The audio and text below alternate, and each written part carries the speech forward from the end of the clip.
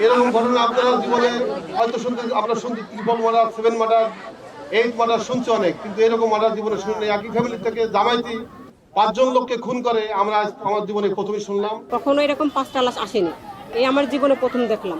Accident করলে 5 জন 10 জন মারা যায়, কিন্তু এরকম খুন হয় না, আর এরকম খুন করে মারেনি, এই প্রথমে দেখলাম। আর আমরা চাই তার ফাঁসি হোক। গোপালগঞ্জ ডিস্ট্রিক্টে বাংলাদেশেও দেখিনি একসাথে এক পরিবারে 5টা লোক মারা যায়, 5টা লোক হত্যা করা হয়।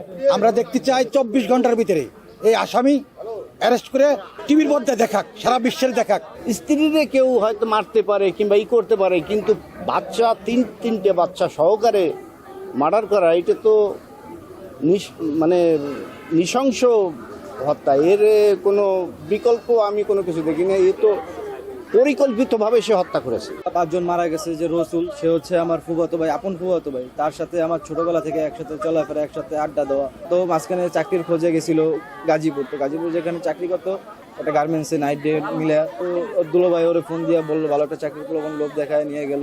নিয়ে যায় যে এভাবে ভাবে যে খুন করবে, সে এইভাবে মার্ডার করবে, এটা আসলে মানে খুব কষ্টের বিষয়। আমার দুলো ভাই নামক যে খুনি, এই খুনির আমরা বিচার দ্রুত চাই।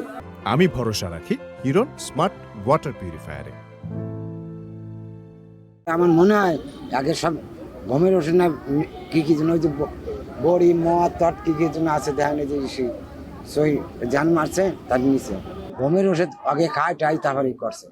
কিন্তু আমার সাল যদি হুশ থাকতো, ওর মতন প্রোগ্রাম 5টারেও ইতি পারতো না, গুদ্দায় বার হয়ে গেলেও যাচ্ছিল।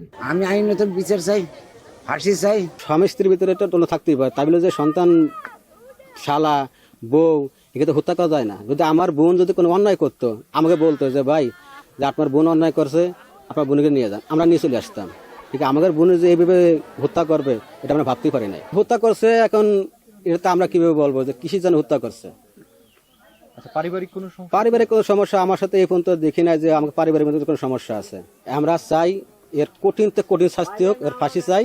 যে ভয়াবহ দৃশ্যটা আমি দেখলাম, এটা আসলে খুব একটা সিরিয়াস জিনিস। অটোমেটিক আমার তো গা কাঁপিয়ে উঠছে, বুঝছেন? জিনিসটা প্রথম দেখে আমি ওইভাবে দেখে আমার খুব একটা হচ্ছে। তা ও আর খালি চামড়া ঠুকি বাঁধানো আছে গলায়, আর এখানে যে ক্ষতটা, ওটা মানে চাইনিজ স্ক্রুল দিয়ে যেভাবে ওটা কোপ মারছে, ওটা আপছে প্রায় 4-5 আঙ্গুল থেকে ডাকছে। আল্লাহ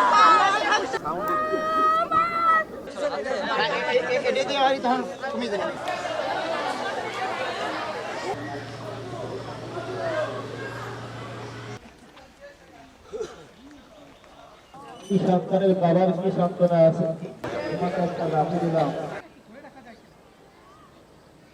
আসসালামু আলাইকুম ওয়া রাহমাতুল্লাহ।